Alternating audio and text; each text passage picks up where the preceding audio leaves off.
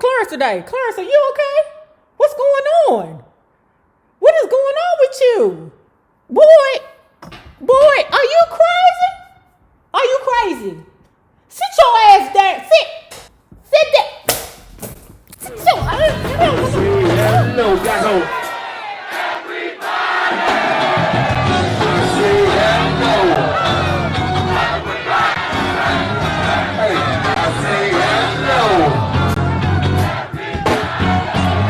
See this brother winning, man. Hey, R.E. Hey, look, what is your win, babe? Oh, yeah, we on the go, we ain't going nowhere. What is your win, babe? Oh, yeah, we on the go, we ain't going nowhere. What is your win, babe? Hello there, brothers. If you have not already done so, please remember to like, share the Facebook, subscribe, and visit uptopbeauty.com. Today's looky would be our Miss Chi shades and our Michelle red lip. I think they are both still on sale. And if you have not already joined our book club, please hit the Patreon link below and or the join button here on the YouTube. And for a small monthly fee of $5, you babies, yes, you can be privy to all the shenanigans before the YouTube gets it, if the YouTube gets it. Now, let's talk about Mariah Carey. The meaning of Mariah Carey. There was a time in my early childhood when I didn't believe I was worthy of being alive. I was too young to contemplate ending my life, but just old enough to know I hadn't begun living nor found where I belonged. Nowhere in my world did I see anyone who looked like me or reflected how I felt inside. There was my mother, Patricia, with paler skin and straighter hair, and my father, Alfred Roy, with deeper skin and kinkier hair, and neither had faces with features just like mine. I saw them both as riddled with regret, hostages of a sequence of cruel circumstances. My sister Allison and brother Morgan were both older and darker, and not just in terms of the hues of their skin, though they were slightly browner. The two of them had a similar energy that seemed to block the light. They had an approach to the world that made little room for whimsy and fantasy, which was my natural tendency. We shared a common blood, yet I felt like a stranger among them, an intruder in my own family. I was always so scared as a little girl, and music was my escape. My house was heavy, weighed down with yelling and chaos. When I sang in a whispery tone, it always calmed me down. When we look back on our childhoods and we're living, learning and growing in tumultuous households, we always find that one thing that gives us solace. With me, during that time, it was television. People wonder why I know beyond my time with music and actresses and actors and things like that. It's because I spent so much time watching television and listening to music to escape the trials that I was having at home. When it comes down to Mariah Carey, I had no idea after reading just the first chapter that I would resonate with her so much. Maybe that's what you lambs already knew. Okay, well, I didn't know that yet. In singing, I always found a connection to my mother, a Juilliard-trained opera singer. As I listened to her doing vocal exercises at home, the repetition of the scales felt like a mantra, soothing my frightened little mind. Her voice went up and down and up and up and up, and something inside me rose along with it. I would also sing along with the beautiful, angelic, soulful Minnie Riperton, Loving You, and follow her voice up into the clouds. Damn, Mariah was that vicious, that young? I would sing little tunes around the house to my mother's delight, and she always encouraged me. One day, while practicing an aria from the opera Rigoletto, she kept stumbling on this one part. I sang it back to her in perfect Italian. I might have been 3 years old. She looked at me stunned, and at that moment, I knew she saw me. I was more than a little girl to her. I was Mariah, a musician. My father taught me to whistle before I could talk. I had a raspy speaking voice even then, and I liked that. I sounded different from most other kids my age. My singing voice, on the other hand, was smooth and strong. One day when I was around 8 years old, I was walking down the street with my friend Maureen, who had porcelain-like skin with warm brown hair and a sweet face like Dorothy from The Wizard of Oz. She was one of the few little white girls in the neighborhood who was allowed to play with me. As we walked, I began to sing something. She stopped suddenly, froze in her place on the sidewalk. She listened for a moment in silence, standing very still. Finally, she turned to me and said in a clear and steady voice, "When you sing, it sounds like there are instruments with you. There's music all around your voice," she said. It took 12 cops to pull my brother and father apart. The big bodies of men, all entangled like a swirling hurricane, crashed loudly into the living room. Within an instant, familiar things were no longer in my sight. No windows, no floors, no furniture, and no light.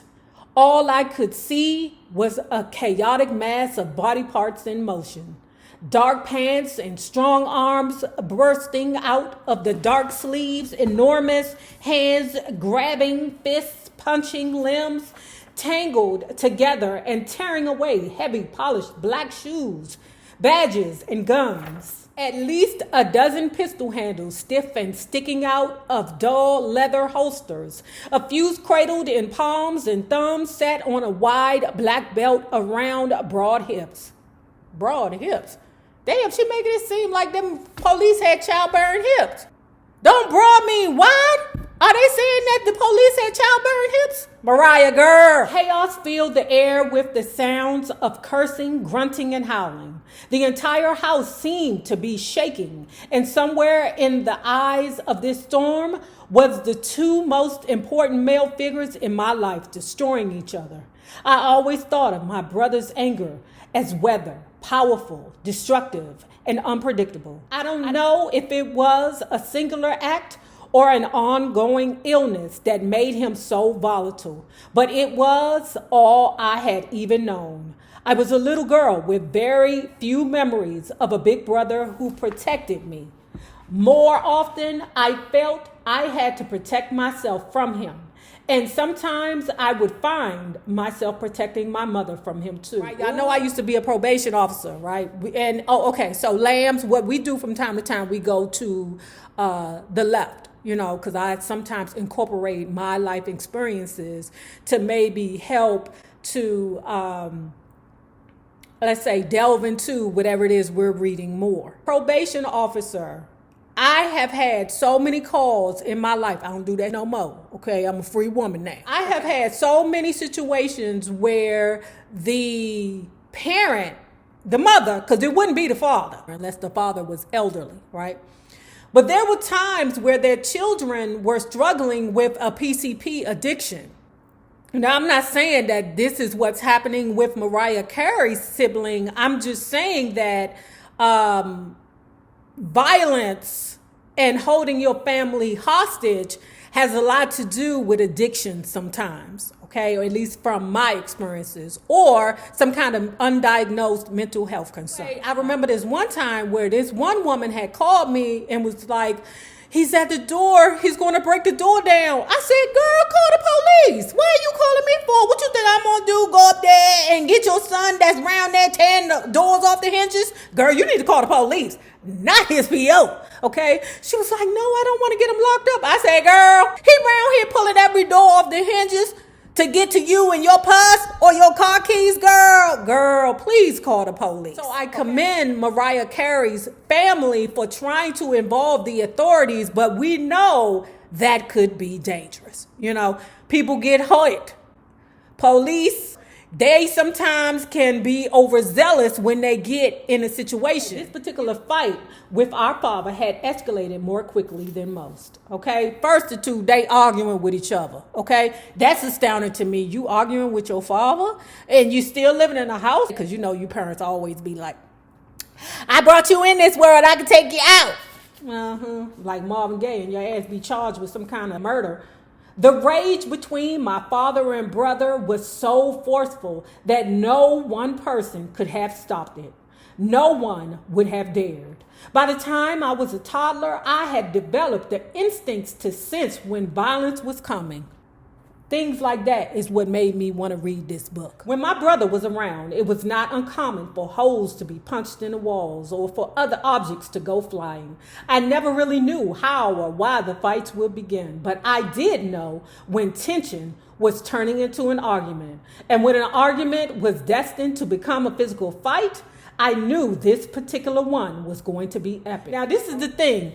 That particular day of that particular fight, her Nana Reese was there, which was a bit odd because it was rare that she and anyone from my father's family who lived in Harlem was at our house. Okay. Yeah, that be that unspoken bullshit, the unspoken stuff. I don't like her.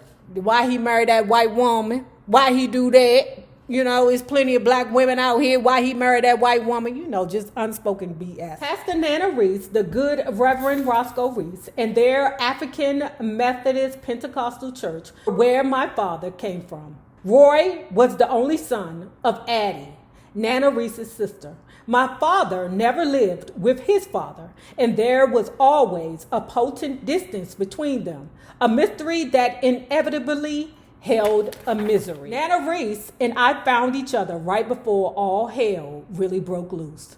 The thunder of profanity, fists, and feet drowned out all other sounds, so I didn't hear when the cops burst in.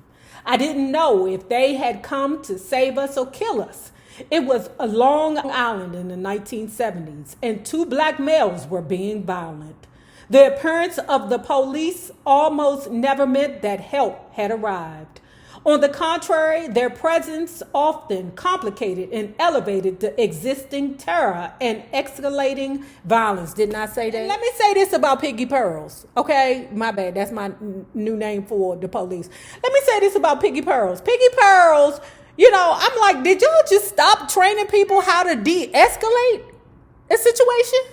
Have y'all just gave up on, coming in and talking to people and trying to, hey, lower your voice, you mad at each other. Maybe you guys can go in separate areas, something like that. They don't do de-escalation training no more, Piggy Pearls. They don't do that no more. I am so wrong.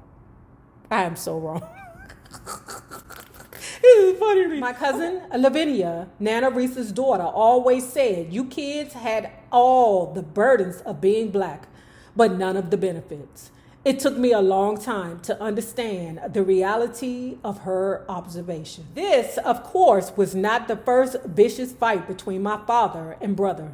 For as long as I could remember, their relationship had been a war zone. But it was the first time the troops had been called in. It was also the first time I witnessed the possibility that a member of my family could brutally die in front of my eyes. Or that I could die too. I wasn't yet 4 years old. Before my mother and father found their marriage unbearable, they lived together in Brooklyn Heights. It was pre-yuppie and ungentrified. Ungentrified? I can't even remember that. Y'all know I'm from D.C., Chocolate City. That's no longer Chocolate City. That shit more like a vanilla swirl. Or, let me tell you what it's like. Chocolate chip ice cream. It's a whole bunch of vanilla with some chips here and there. A lot of chips, but here and there. If there was a tolerant place for a young mixed race family in that era, Brooklyn Heights was possibly the closest you could come to it. Throughout my childhood, I would live in many obscure places, mostly on Long Island. Both of my parents worked very hard so we could live in neighborhoods where we could glimpse that elusive, better life and feel safe. Conventional wisdom, however, suggests that better and safer are synonymous with white. We were not a conventional family. Was it better to live in a place where my white mother would often walk alone through the front door first, ahead of my black father, with her mixed kids, for their safety? What does that do to the psyche of a man who is supposed to be the head of the household? How can such a man keep his family safe? And what does such and indignity signal to his black son. We know what it's like, being African American and growing up in a predominantly African American neighborhood or Washington, D.C. I know what it's like to have the mixed kid in a black community, right? But what Mariah Carey is sharing with me, i.e. us, the book club, is what is it like being a mixed child growing up in a white community. So these are things that I'm being taught along with you all who have not already read the book. After the squad of policemen managed to separate my father and brother, though there was still a considerable amount of yelling, everyone was still alive. The truly dangerous part of the storm was over. The thunder had stopped. The next thing I knew, I was cradled in Nana Reese's arms, crying and trembling. She had scooped me up like a sack of laundry and set me close beside her on what the kids used to call the rocking couch. A cheap, flimsy structure, the color of dirt, rust, and olive, dotted with fleeks of mustard. Sometimes I think it was that couch that planted the seed of my eventual preference for Chanel. Me too, Mariah. Me too. I love the Chanel, girl. It's an addiction. I can't help myself. Nana Reese held me tight until my little frame stopped shaking and my breathing became normal. From disorientation, I returned to the room. I returned to my body. She turned my face up towards the light. Her gaze was unusual, not that of a great auntie, a mother, or a doctor. It was instead as if she looked directly into the essence of me. In that instant, we were not a frightened little girl and a consoling elder, but two souls, ageless and equal. Now, what I don't understand is why the hell y'all didn't jump him? Girl, my goodness, if we was having a family shindig and one of my cousins got out of whack with, wait a minute, sit down, Clarence, sit down. If the elder tell him, sit your ass down, and then you don't sit down and you still acting a nigga in front of the elders, that means the second rank right below the elders are plotting to whoop his ass. I already know how Mick be. Mick be looking, biting her lip, being quiet. I say, wait a minute, what's wrong with you, Clarence? What's wrong? We ain't got nobody in my family named Clarence. This shit don't happen in my family. What's wrong with Clarence today? Clarence, are you okay? What's going on? What is going on with you? Boy, are you crazy? Are you crazy? Sit your ass down. Sit down. Sit your ass down. From around when I was 4 years old, after my parents' divorce, I didn't see my Nana Reese much. My mother and my father's families remained locked in conflict. And since I lived with my mother, I was largely cut off from Nana's life of healing and holy rolling in Harlem. I did later learn that people called Nana Reese a prophetess. When I was 6 years old, my mother moved my brother and me into a tiny, nondescript house in Northport, Long Island. It sat sadly atop a stack of long, winding concrete steps. The dull little structure had a few tiny rooms running along either side of a steep, creaky staircase, which led up to even smaller rooms. My mother was often working or out at night, so Morgan was left to babysit me. She left that crazy nigga in charge of you. Is she crazy? Now, if you have not already done so, please remember to like, share to Facebook, subscribe, and visit uptopbeauty.com. Now remember this, the same people that you meet on the way up will always be the same people that you meet on the way down. My naysayers, my patron loves. You babies, y'all better have a good one. Look, my wife is, oh, you can't even see it. But anyway, my wife is doing our deck. She too cheap, she a Virgo, to pay somebody to do it. So she got shit all over the daggone house, and I can't even, take my video in peace because she got shiz all over the house.